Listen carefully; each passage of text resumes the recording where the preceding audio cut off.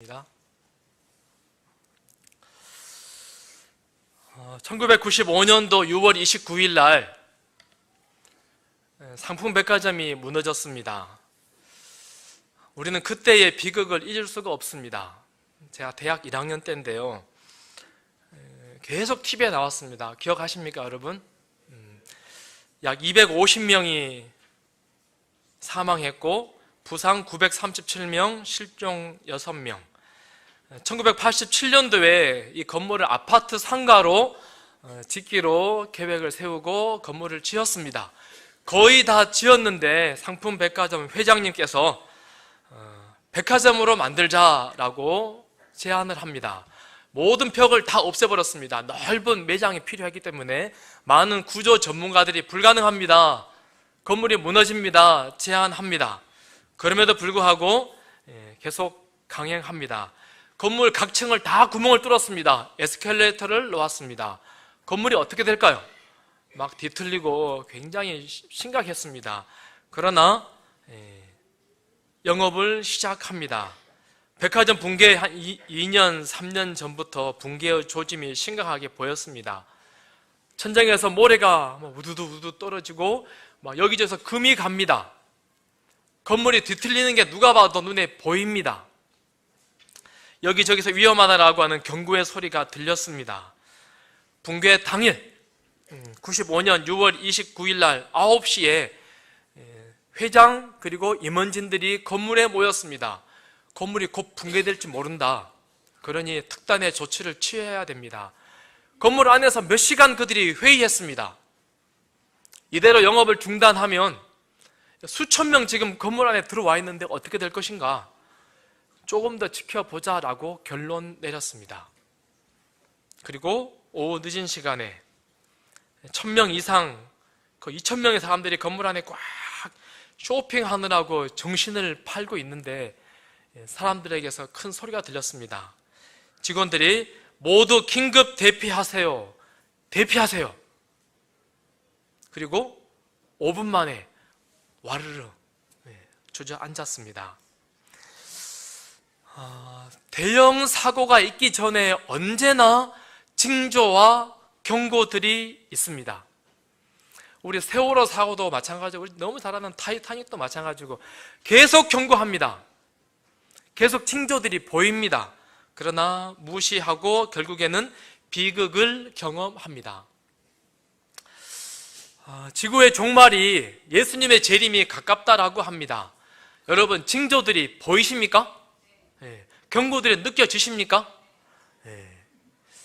예루살렘의 멸망 과정 가운데서도 그런 징조들이 굉장히 많이 보이고 있습니다.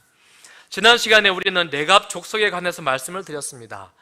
250년, 300년 전에 자기 조상 요나답이 얘들아 너희들은 술을 마시지 말아라. 얘들아 너희들은 집을 짓지 말아라. 얘들아 너희들은 땅을 사지 말아라. 장막에서 살아라. 명령했습니다. 그랬더니 자자손손 대대로 300년이 지나도록 계속 그들이 실천하는 것입니다. 세상은 변하고 친구들은 다 그렇게 산다 할지라도 이렇게 사는 것이 너무 불편합니다. 그럼에도 불구하고 레갑 자손들은 자기 조상들의 명령을 그대로 따라갑니다. 결국에 그들이 누구를 봅니까? 지난 시간에 예수님 탄생하셨을 때에 가장 먼저 예수님에게 와서 경배한 사람들이 이 목자들 레갑 족속이었다라고 하는 말씀을 드렸습니다. 근데 어제 아침에 우리 새벽기도 하면서요, 각 시대 대정토 읽는데 제가 레갑 족속 기사를 읽었습니다. 윌리엄 밀러가 재림운동을 1820년부터 열심히 전도했습니다. 미국 땅에 막 이렇게 재림운동을 알리잖아요. 그런데 윌리엄 밀러와 아무 상관없이 만나보지도 않은 수많은 사람들이 유럽 대륙에서 예수님 재림하십니다 라고 하는 것을 알렸더라고요. 1840년쯤에 예수님 오십니다. 그런데 그 중에 유대인 요셉 볼프라고 하는 박사가 이 나라 저 나라 다니면서 예수님이 재림한다고 알렸어요. 아마도 1840년쯤에 예수님이 재림합니다. 그러니 준비합시다 라고 그렇게 재림 기별을 전하였습니다. 그런데 요셉 볼프가 누굴 만나냐면요, 보카라라고 하는 지역 갔더니 레갑 족속들이 살고 있더랍니다. 예레미야 35장에 그들이 했던 그대로 그들이 집도 안 짓고 땅도 안 사고 장막에서 살면서 그렇게 살고 있더래요. 야, 참 대단한 족속들이다. 몇 년을요? 2000년 넘게 자기 조상이 말한 것을 그대로 따라서 순종하고 사는 것입니다. 문명이 이렇게 발달되었는데도 불구하고 그 고대에 말했던 조상 명령을 그대로 따라가는 것입니다. 우리 재림 성도들도 그래야 하지 않겠습니까? 사람의 명령이 아니라, 조상의 명령이 아니라 하나님께서 말씀하시면 그것이 좀 불편하다 할지라도, 모든 세상 사람들은 다 그렇게 간다 할지라도 하나님께 충성하는 레갑 족속 같은 사람들, 이 시간 다시 한번 결심해 보시면 참 좋겠습니다. 그러나 예루살렘 백성들은 레갑 족속들처럼 사람의 명령이 아니라 하나님의 명령을 따라가지 않았습니다. 그래서 예루살렘 성이 멸망하지요. 오늘 살펴볼 첫 번째 멸망 원인은요, 여호와께 묻지 않음입니다. 예레미야 2장 6절, 방금 읽은 말씀이죠.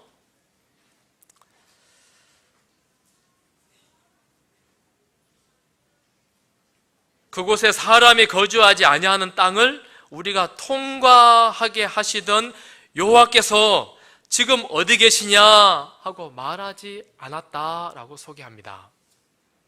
다시 말하면 이스라엘 백성들이 애굽에서 종살이했습니다. 다 노예였습니다. 그런데 기적으로 하나님께서 그들을 출애굽시켰습니다. 수백만 명 노예들을 탈출시켰습니다. 기적이죠. 그리고 홍해를 건넜습니다. 그리고 광야에서 날마다 하나님이 주시는 기적의 만나를 그들이 먹었습니다. 바위를 치면 물이 콸콸콸 흘러내렸습니다. 무엇으로 사는 거예요? 기적으로. 계속해서 기적으로 뜨거운 태양볕을 하나님께서 구름 기둥을 가져오셔서 구름을 막았습니다. 그런데 그들이 뭐라고 말하지 않는다고요? 기적으로 인도하신 하나님에 관해서 그들이 여호와께서 어디 계시냐라고 말하지 않았다. 그것이 이스라엘의 멸망 원인이었다라고 지금 이야기하는 것입니다. 다시 말하면요, 이스라엘 백성으로서 모든 절기들을 나름대로 지킵니다. 유월절 되면 성전에 올라가고 무슨 절 되면 하는 것입니다. 그리고 안식일 되면 적당히 교회 가서 성당 가서 예배 드리고 옵니다. 그런데 무엇을 말하지 않아요? 여호와께서 어디 계시냐라고 그들이 말하지 않는다는 것입니다. 겉으로는 하나님 백성이라고 말합니다. 그러나 하나님에 관하여 그들이 말하지 않습니다. 하나님이 어디 계시냐라고 그들이 묻지 않았다라고 하는 것입니다. 더 심각한 것은 8절에 있습니다. 제사장들은 여호와께서 어디 계시냐 말하지 아니하였으며 율법을 다루는 자들은 나를 알지 못하며 관리들도 나에게 반역하며 선지자들은 바알의 이름으로 예언하고 무익한 것들을 따랐느니라. 제사장부터 시작해서 하나님의 성전에서 봉사하는 사람들, 하나님의 이름을 높이라고 말하는, 그렇게 직분을 맡겨준 사람들이라 할지라도 뭐 말하지 않아요? 하나님에 관하여 말하지 않아요. 교회 와서 성전에 가서 봉사합니다. 찬양도 하고 기도도 하고 안내도 하고 다 합니다. 그러나 그들의 삶 가운데서 여호와께서 어디 계시냐라고 그들이 하나님을 기억하지 않았다라고 하는 것입니다. 온 나라가 하나님께서 어디 계시냐 묻지 않은 것입니다. 다 제각기 시집가고 장가가고 아이 낳고 아이 키우기 바빴습니다. 그리고 사업하고 그 다음에 자기들의 이것저것 챙기느라고 바빠요. 하나님을 기억하지 않고 하나님께 묻지 않은 것입니다. 역대상 10장 13절에 보면 사울이 죽은 것은 여호와께 범죄하였기 때문이라. 그가 여호와의 말씀을 지키지 아니하고 또 신접한 자에게 가르치기를 청하고 여호와께 묻지 아니하였으므로 여호와께서 그를 죽이시고. 사울이 누굽니까? 이스라엘의 초대 왕, 첫 번째 왕이었습니다.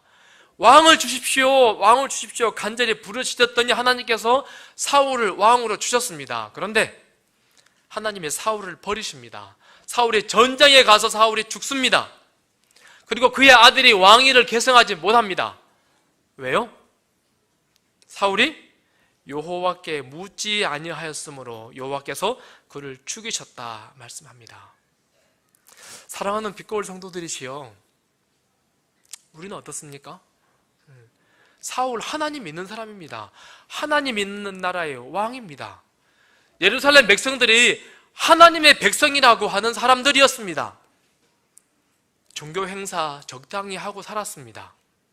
그러나 주께서 너희들이 여호와께서 어디 계시냐라고 묻지 않는구나 라고 말씀하십니다.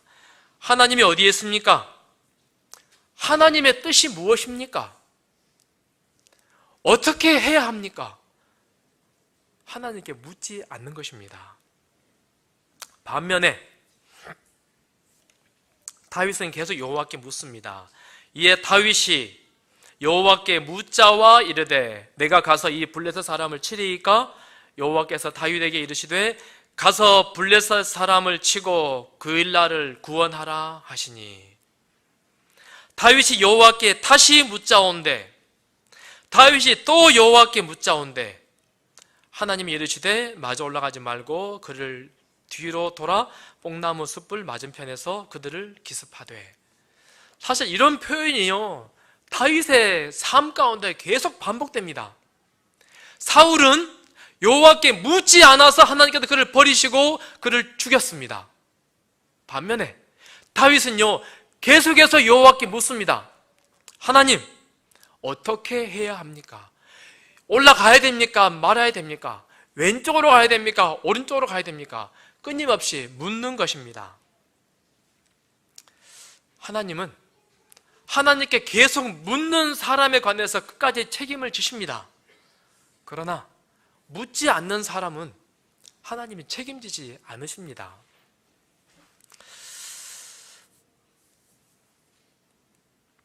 오늘날은 하나님께 묻지 않는 시대라고 생각이 됩니다.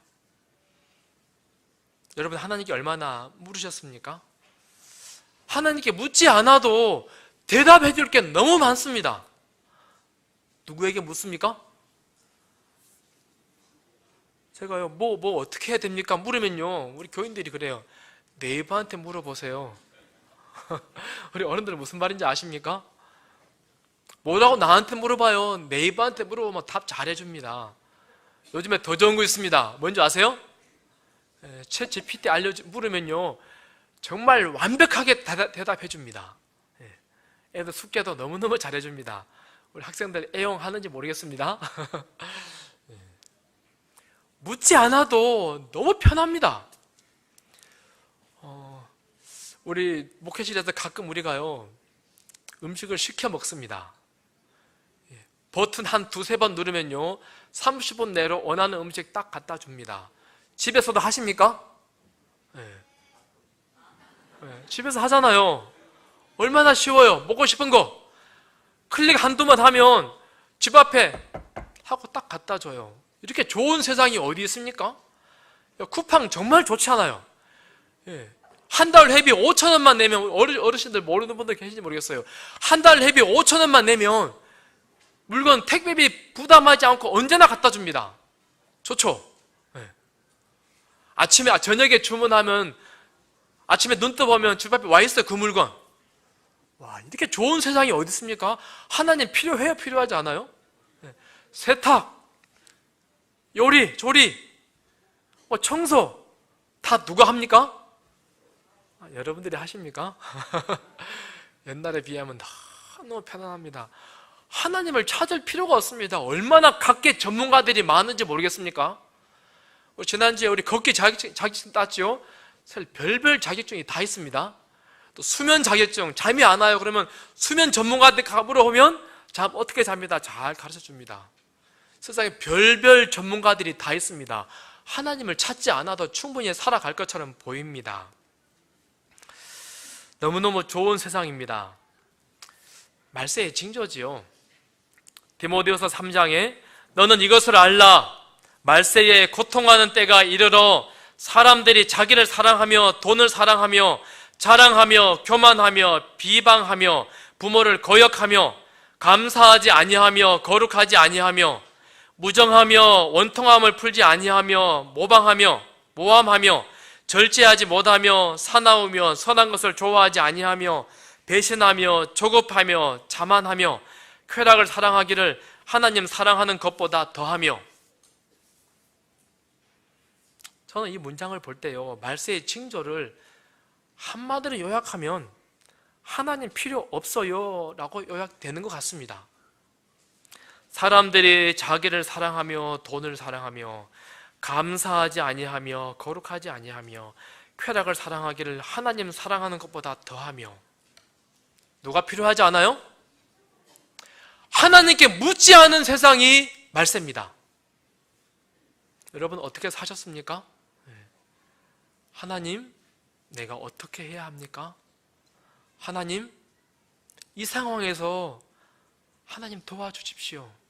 끊임없이 하나님께 묻는 것이 진짜 마지막을 살아가는 남은 백성, 주의 종이라고 생각되어집니다. 한글은 인류가 만든 최고의 발명품이라고 합니다. 자음, 모음 몇 개 딱딱딱 내고 맞추는 것처럼 맞추면 세상에서 발음되는 모든 소리를 다 표현할 수 있습니다. 외국인들도 반나절만 투자하면 한글 배웁니다. 읽고 쓸 수 있습니다. 정말 한글 쉽습니다. 그런데 누가 만들었습니까? 세종대왕. 참 감사한 분이죠. 우리 세종대왕의 학습법, 세종대왕의 어떤 지식, 그분의 어록들 정말 명언들 많은데요, 세종대왕이 세종실록에 1800쪽 넘는 이 세종대왕의 어록이 있는데 그 중에 가장 많이 나오는 단어가 뭔지 아십니까? 세종대왕이 가장 많이 한 말, 기록된 가장 많은 말, 한글. 경들은 어찌 생각하시오? 한번 따라 해보실까요? 경들은 어찌 생각하시오? 여러분 폼이 딱 임금님 폼 같네. 경들은 어찌 생각하시오?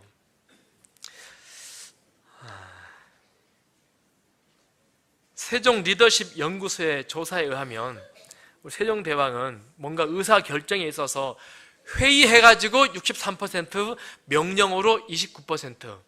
근데 세종의 아들 세조는요, 회의해가지고 21%, 명령으로 75%. 누가 훌륭한 왕이에요? 왜요? 경들은 어찌 생각하시오? 많이 해가지고 훌륭한 왕이 되었다라고 하는 이야기입니다. 신하들에게 각각의 의견을 한번 이야기해 보라고 하는 것입니다. 그 의견들을 조합해가지고 결론을 내니까 훨씬 지혜로운 결과가 나오더라 하는 것 아니겠습니까? 그렇다면 여러분은 어떻습니까? 왕도 아니면서 하나님 어떻게 생각하십니까? 물어야 할까요? 스스로 결정해야 할까요? 훌륭한 왕이 되려면, 훌륭한 왕 같은 제사장이 되려고 한다면 하나님 어떻게 해야 합니까? 물어야 됩니다. 하나님께 많이 질문하는 성도가 진짜 훌륭한 그리스도인 성도라고 생각이 되어집니다. 우리가 기도합니다. 뭐라고 기도합니까? 하나님 이거 해 주십시오. 하나님 저거 해 주십시오. 하나님께 지금 뭐 하는 거예요? 명령하잖아요. 뭐라고 기도해야 돼요? 하나님, 하나님의 뜻은 무엇입니까? 하나님 어떻게 생각하십니까? 하나님께 묻는 것입니다. 하나님이 계시는 것을 믿습니다. 하나님 어떻게 할까요? 하나님을 기억하는 것입니다. 충성스러운 성도는, 신실한 성도는 누구에게 물어요? 하나님께 묻는 것입니다. 다윗과 솔로몬의 차이가 무엇이라고요? 솔로몬이 아니고 다윗과 사울의 차이가 무엇이라고요? 하나님께 묻는 것. 여러분 깊이 생각해야 됩니다. 이거 나는 다윗 같은 사람입니까? 아니면 사울 같은 사람입니까? 여러분 다윗이라 하는 분 정말 감사한 일입니다. 그렇죠? 매사에 하나님께 묻는 사람이 다윗 같은 사람입니다. 자기 스스로 결정합니다. 하나님도 모르는, 하나님도 알지 못하는 세상 사람, 신자반 여인에게 가가지고 내가 지금 전쟁에 나가면 싸우면 이겨요 져요 라고 묻는, 소위 세상 전문가에 가서 묻는 사람, 사울 아닙니까? 이 시간 우리 다시 결심하게 되기를 바랍니다.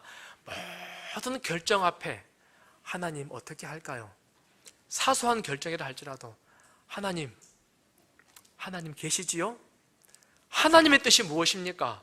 어떤 것이 하나님의 길입니까? 끊임없이 물음으로 마지막 때를 살아가는 우리 성도들이 신실한 그리스도인 주의 종들 되기를 간절히 소원합니다. 두 번째, 예루살렘이 멸망한 또 다른 이유는 말씀을 무시함입니다. 예레미야 6장 16절, 여호와께서 이같이 말씀하시되 너희는 길에 서서 보며 옛적 길 곧 선한 길이 무엇인지 알아보고 그리로 가라.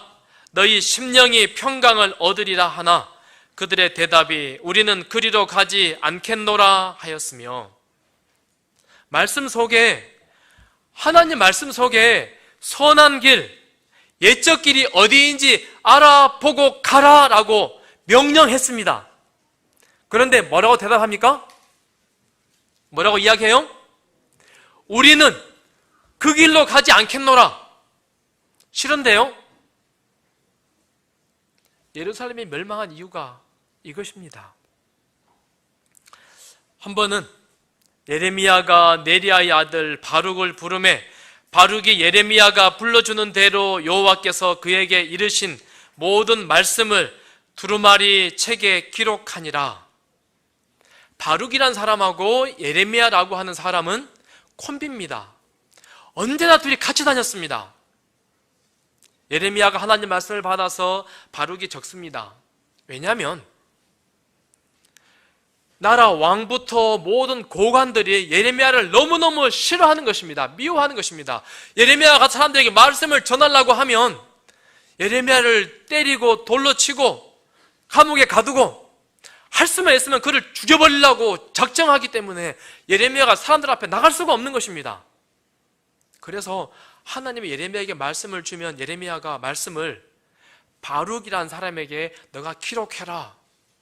바룩이 예레미야서를 거의 바룩이 기록합니다. 다 기록했습니다. 그리고 기록된 말씀을 바룩이 사람들에게 가서, 길거리에 가서, 성전에 가서 사람들에게 말씀을 쫙 읽어주고 전하는 것입니다. 한 번은 하나님께서 바룩에게 이것을 적어서 갖다 주라고 명령했습니다. 유다 가문이 내가 그들에게 내리려 한 모든 재난을 듣고 각기 악한 길에서 돌이키리니 그리하면 내가 그 악과 죄를 용서하리라 하시니라. 사실 예레미야 36장의 배경은 여호야김 왕 4년째입니다. 3년 때 무슨 일이 있었죠? 다니엘서 공부하신 분들, 다니엘이 포로로 잡혀간 때가 여호야김 3년 때입니다. 그 다음 해입니다. 나라가 초토화되었습니다. 그러나 조금 남아 있습니다. 바벨론이라는 세력은 점점 규모가 커지고 그 다음에 밑에 있는 애굽하고 바벨론하고 막 싸우지만은 애굽이 되지 않는 것입니다. 조금 있으면 다시 침공할 게 뻔한 사실입니다. 그래서 하나님께서 최후의 통첩으로 가서 이 말씀을 전해라. 유다 가문아, 너희들이 각기 행한 악한 길에서 돌이키고 하나님께로 돌아오면 내가 용서하리라. 이 성을 멸망시키지 않을 거야. 가서 이야기해 라고 말한 것입니다. 사람들 앞에서 다 말씀을 읽어줍니다. 이게 짧은 이야기 아닙니다. 굉장히 긴 문장입니다. 말씀을 읽어주니까는 사람들이 다 귀담아 듣습니다. 그런데 그 순간 왕궁에 있는 미가야라고 하는 사람이 와서 그 말씀을 듣습니다. 이 말씀을 듣고 왕궁에 가서 전해서 우리가 변화되면 민족의 운명이 바뀔 수 있겠구나. 급히 왕궁으로 말씀을 가지고 갑니다. 왕궁에서 바룩을 부릅니다. 그 말씀을 가지고 오라고. 그래서는 왕과 왕후들과 많은 고관들 앞에서 바룩의 글이 읽혀집니다. 어떻게 되었을까요? 그들이 이 말씀을 듣고 악한 길에서 돌이켰다라고 한다면 아마 상황이 반전되었을 것입니다. 옷을 찢고 마음을 찢고 하나님, 우리가 정말 주님 앞에 범죄하였나이다, 통회하는 마음으로 부르짖었다면 나라의 운명이 바뀌었을 것입니다. 그러나 그들이 그렇게 하지 않습니다. 겨울이어서 왕궁 앞에 큰 화롯대가 하나 있었습니다. 여우드가 서서 선호 쪽을 낭독하면 왕이 칼로 그것을 연하여 베어 화롯불에 던져서 두루마리를 모두 태웠더라. 돌이키면, 회개하면 하나님이 사하시고 성을 멸하지 않겠다라고 말씀하셨는데 어떻게 합니까 사람들이? 왕이 칼을 가져서 어느 정도 읽고 나면 가지고 와 쓱 잘라서 불에다 던져버려요. 또 읽습니다. 가지고 와 쓱 잘라서 화롯대에 던져버립니다. 하나님 말씀을 지금 어떻게 하는 것입니까? 짓밟고 있습니다. 무시하는 것입니다. 귀담아 듣지 않는 것입니다. 하나님께서 그 민족을 계속 유대인들을 살려둘 수가 없는 것입니다. 하나님을 짓밟고 무시하는 그 민족에 관해 하나님께서 계속해서 자비의 탄원을, 은혜의 시간을 주실 이유가 없는 것입니다. 말씀이 아무리 이스라엘 나라에 뿌려진다 한들 그 말씀이 그들 마음속에 새겨지지 않는 것입니다. 낭비가 되는 것입니다. 말씀이 뿌려지지만 말씀이 싹을 틔우지 않습니다. 말씀에 아무 능력이 없습니다. 쇠 귀에, 소 귀에 경 있는 것과 같았습니다. 왜 그렇습니까? 히브리서 3장 13절, 오직 오늘이라 일컫는 동안에 매일 피차 권면하여 너희 중에 누구든지 죄의 유혹으로 완고하게 되지 않도록 하라. 죄의 유혹으로 마음들이 완고하게 되어 있기 때문에 아무리 말씀의 씨가 뿌려진들 반응하지 않는 것입니다. 저는 우리 새마음 새영 우리 하시는 집사님들 가만히 보니까는요, 참 마음이 말랑말랑하다 그런 생각이 듭니다. 말씀은 누가 받습니까? 말씀 누가 받아요?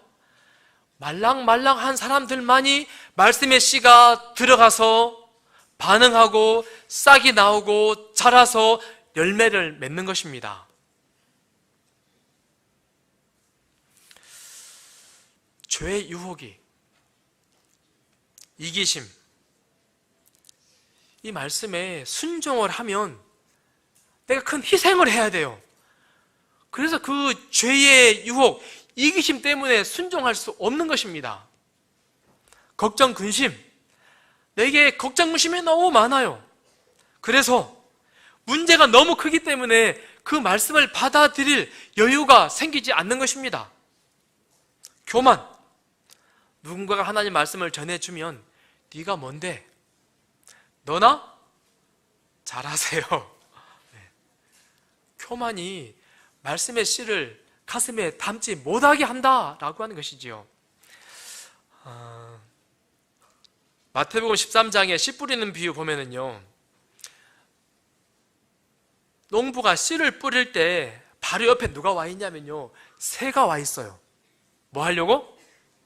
떨어지자마자 낼름낼름 주워 먹어버립니다.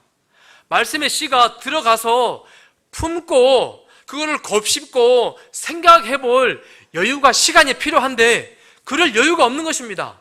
나의 이기심, 혹은 나의 게으름, 혹은 걱정, 근심, 교만한 이 죄의 유혹이 꽉 차고 있기 때문에 씨가 떨어지자마자 새들이 낼름낼름 주워 먹어버리는 것입니다. 이런 사람에게는 말씀이 아무 능력이 되지 않는 것입니다.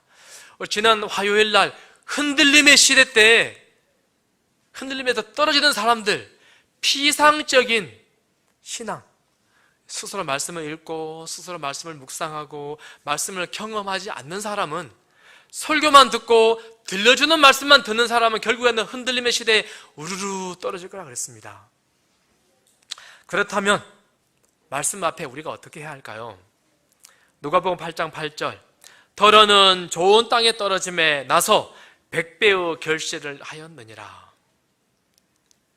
좋은 땅, 말랑말랑한 땅, 부드러운 땅에 씨가 떨어지면 몇 배가 열려요? 100배의 결실이 맺혔느니라 라고 이야기합니다. 다른 말로 말하면요, 아까 간증했던 김영신 성도 같은 분 이야기 아닙니까? 말씀의 씨가 떨어지니까 전에는 딱딱해서 전혀 반응하지 못했지만은 이 마음이 좋은 땅이 되고 나니까는 순식간에 씨가 들어가서 발화하고 열매를 맺혀서 다른 사람 전도하기 위해서 애를 쓰잖아요. 좋은 땅이란 어떤 땅일까? 누가복음 8장 15절에 우리 같이 한번 읽어보실까요? 좋은 땅에, 시작. 좋은 땅에 있다는 것은 착하고 좋은 마음으로 말씀을 받고 지키어 인내로 결신하는 자니. 네. 좋은 땅이란 세 가지입니다. 첫 번째, 착하고 좋은 마음. 착하고 좋은 마음이 뭘까요? 말씀을 보면 말씀 때문에 마음이 뜨거워져요. 그리고 말씀이 나를 참 기쁘게 해요. 말씀이 나를 참 행복하게 만들어줍니다. 누가요? 좋은 땅이. 근데 좋은 땅이란 첫 번째 착하고 좋은 마음이라고 이야기합니다. 실물 교훈에 보면 이 좋은 착하고 좋은 마음이라 하면요, 엘렌 화이트 말하기를 성령의 역사에 자신을 굴복하는 마음이라고 되어 있습니다. 성령의 역사에 자기를 굴복하는 마음. 하나님의 말씀이 자기가 무엇인가 이야기하면 그 말씀에 어떻게 하는 거요? 굴복하는 것입니다. 반응하는 것입니다. 그대로 따라가는 것입니다. 다시 말하면 말씀을 펼 때 말씀 한 절 한 절이 누가 주시는 말씀? 내가 말씀을 읽는 게 아니고 하나님이 이 시간 지금 나에게 직접 여기 오셔서 나에게 필요한 말씀을 하신다라고 하는 믿음으로 하나님 앞에서 하나님이 나에게 하시는 말씀이라고 받아들이는 것입니다. 일체 대꾸하지 않고 그대로 굴복하는 마음. 이렇게 꼭 필요한 말씀이다 라고 받아들이는 것을 다른 말로 말하면 엘렌 화이트는요, 착하고 좋은 마음을요, 믿음이라고 표현했습니다. 믿음입니다. 두 번째, 지키요. 마음에만 담을 뿐 아니라 이것을 지켜내는 것입니다. 실천해내는 것입니다. 레갑 족속이 2000년이 넘도록 계속 그 말씀을 가지고 아는 것으로 뿐만 아니라 삶으로 그렇게 말씀을 지켜내는 것, 그런 사람이 착하고 좋은 땅에 뿌려진 사람이다 라고 이야기합니다. 세 번째, 인내로. 인내가 뭡니까? 좋은 땅이 되기 위해서는 인내가 필요합니다. 말씀을 씹고 또 씹고 곱씹고 그 말씀이 이루어지기를 기다리는 것입니다. 어제 엘리베이터를 타고요, 이렇게 내려가는데요, 우리 청소하시는 우리 집사님이 유튜브 낯익은 목소리가 들리는 거예요. 집사님 뭡니까? 그랬더니 저번 장막회 때 했던 말씀 듣고 있습니다. 아유, 그래요. 시간이 좀 지났는데요, 제가 이거 그냥 마음에 새겨버리려고 듣고 또 듣고 듣고 또 듣고 계속 하고 있습니다. 그렇게 이야기하는 거예요. 참 감사한 일 아닙니까? 말씀을 외워가지고 우리 마음에 새기는 것도 참 좋은 일입니다. 혹은 말씀을 깊이 계속 묵상해내는 것, 참 아름다운 일입니다. 뿐만 아니고 정말 좋은 설교가 있으면 마음에 새기고 싶거든 듣고 또 듣고 계속 새기는 것입니다. 시편 19편 7절과 8절, 여호와의 율법은 완전하여 영혼을 소생시키며 여호와의 증거는 확실하여 우둔한 자를 지혜롭게 하며 여호와의 교훈은 정직하여 마음을 기쁘게 하고 여호와의 계명은 순결하여 눈을 밝게 하시도다. 아멘. 말씀이 내 영혼을 소생시킵니다. 말씀이 어리석은 나를 지혜롭게 해줍니다. 말씀이 답답하고 우울한 내 마음을 기쁘게 해줍니다. 그리고 말씀이 내 마음을 순결하게 해서 하나님을 바로 볼 수 있도록 눈을 밝게 해줍니다. 이런 간증이 말씀 앞에서 우리가 깊이 많이 경험되어지기를 간절히 소원합니다. 가라기는 아까 우리 김영진 성도가 이야기한 것처럼 제가 계속 우리 성도들에게 말씀드리잖아요. 아침에 눈 뜨자마자 1번 뭐 해야 된다고요? 하나님께 기도하자 그랬습니다. 눈 뜨자마자 카톡 보고 유튜브 보고 혹은 다른 거 뭐 일이 있었나 보지 말고 1번 하나님 생명을 주셔서 감사합니다. 그리고 하나님 말씀이 정말 내 영혼을 소성시키시는구나. 여기에 정말 오늘 살아갈 지혜가 있구나. 이 말씀이 정말 나를 기쁘게 해주는구나. 이 말씀이 정말 나의 눈을 뜨게 해주는구나.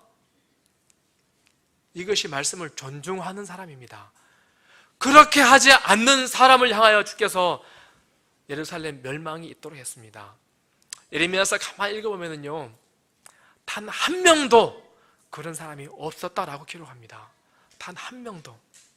단 한 명도 의인이 없어서 예루살렘이 멸망합니다. 말씀을 존중히 여긴 사람이 없었다라고 하는 것이죠.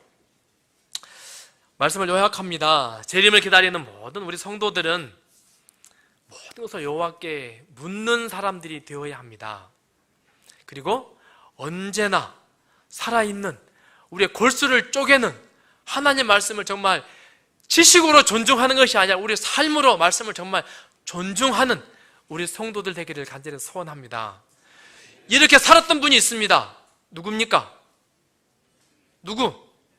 우리 예수님. 예수님은 스스로 아무것도 하지 않는다 그랬습니다. 그리고 언제나 아버지의 뜻대로 한다라고 말씀하셨습니다. 계속 하나님께 물으셨죠. 그리고 예수님은 기록되었으되 말씀을 이루려 하심이라. 뭐 하는 거예요? 하나님 말씀을 정말 존중하는 분이셨습니다. 우리는 예수님의 제자들입니다. 예수님처럼 그렇게 말씀을 정말 존중하고 끊임없이 하나님께 묻는 그런 성도들 되기를 결심하며 이 시간 또 개인적으로 결심하는 기도를 하도록 하겠습니다. 기도하겠습니다.